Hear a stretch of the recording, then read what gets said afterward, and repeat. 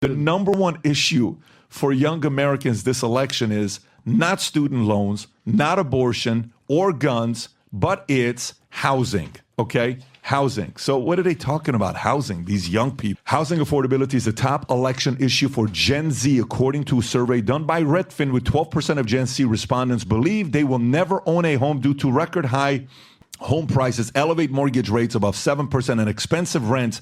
Elijah De La Campa from Redfin noted the cost of starter homes has increased twice as fast as incomes. The median home sale price in the U.S. reached an all-time high of $390 May of 2023. Despite a strong economy with low unemployment and rising wages, many young Americans find buying a home impossible, with 42% of Gen Z receiving financial support from their parents for rent or housing costs. Holy shit. 42% of Gen Z is getting help from parents right now. While 90% of major metro areas saw an increase in housing supply, home prices in the South, particularly Austin, Texas, and Northport, Florida, are falling. Tom. So, no surprise. But this is what's going on.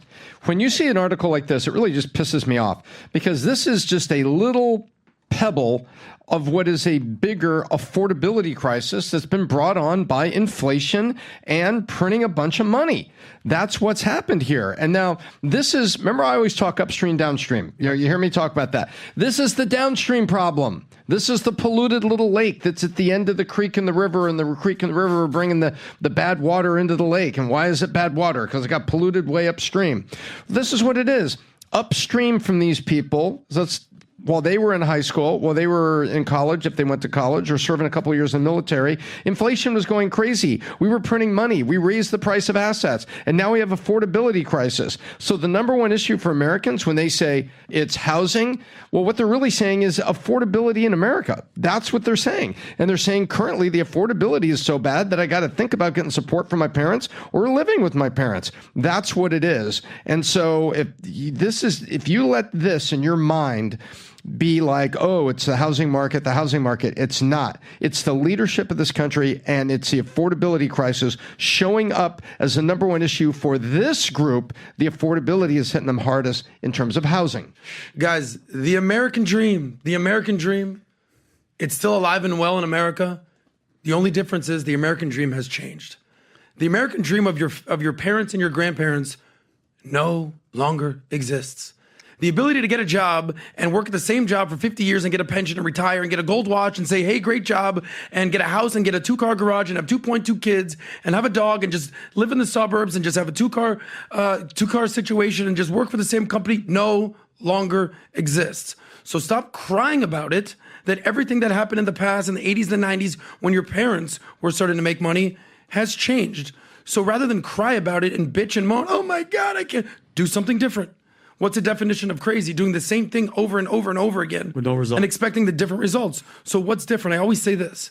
The best thing you can do, especially when you're 20s and 30s, to you guys out there, women, you have a different objective, okay? For the men out there, I would encourage you to do the following. Understand this basic concept. The number one thing you can be doing in your life right now, before you have kids and a family, as you're working on your career, purpose over pleasure, purpose over punani, is understand this concept. Low overhead and high flexibility is the key to your life right now. Keep your costs low, keep it moving, keep it grooving, and keep your flexibility high, because you don't know where you're going to end up in the next 2, 5, 10 years.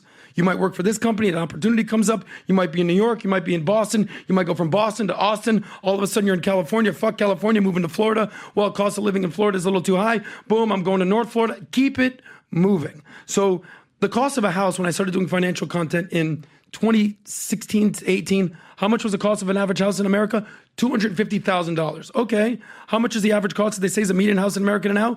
$400,000. What's the exact number, Tom? $390,613. So save that extra 10 grand, put that to the stock market. What's my point?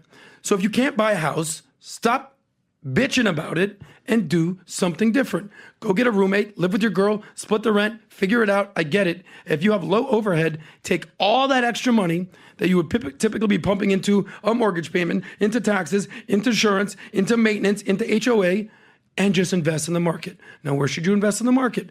Get a 401k, get a Roth IRA, get index funds, get crypto. Like Pat always talks about non-duplicatable assets, get some cards, just do something different. Because the reality is this, are interest rates coming down anytime soon, Tom?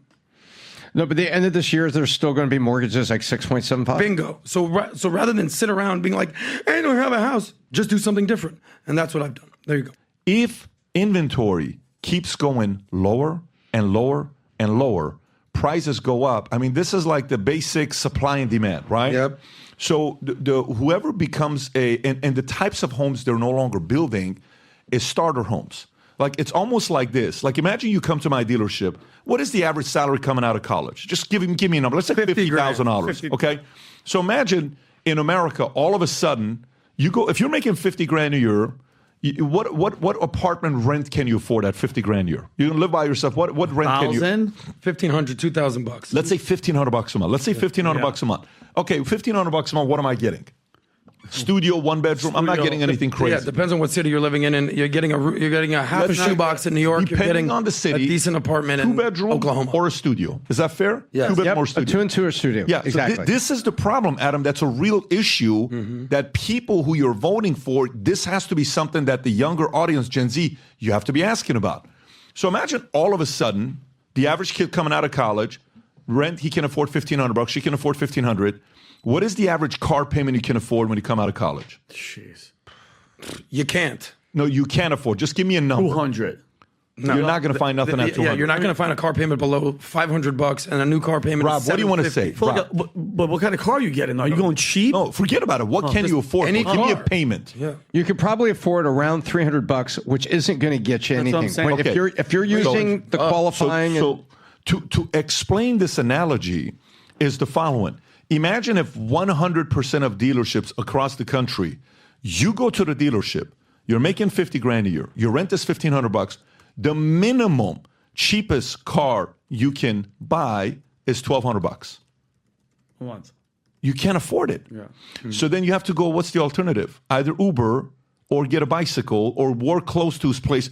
But there's not the jump doesn't go from 0 to 300 to 600 to 900 to 1,200. It goes 0 to what?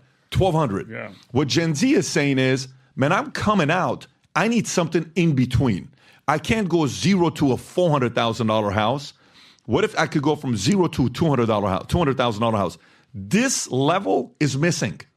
That's the level that's missing. And builders, whoever's running for office, whatever in your state, your governor, Senate, you can talk to your Congress, you can even bring this up on Twitter with others, with presidents, is what are we doing to build more starter homes in cities? What incentive is being given to builders to build more starter homes? We need more starter homes. That's what's not being built for them to have the opportunity to buy something. Tom, you look like you want to say something. no, I'm. What I want to say is bingo, exactly right. $50,000 after taxes is approximately on a national 40 basis. grand. No, 36, which is exactly $3,000 a month. And if I spent $1,200 on rent, $1,500 on rent, that's half of my take home. That's above 40%. So now I've got $1,500 left. That's why we're saying the most you could possibly afford, and there would be $300. Now you got to live on $900, $200 a week for food, electricity, all the rest of the stuff. Tilt, as they say in pinball. That model doesn't work. It's exactly what Pat's talking about. There's nothing left. Let me ask you, what's a bigger burden? What's a bigger burden? Is the bigger burden boomers who are 62 years old, 65 years old, 55 and up, who have worked their asses up? Let me just go 60 plus. Your kids are 30 years old. They're coming out of college. They're 25 years old. They're coming out of college.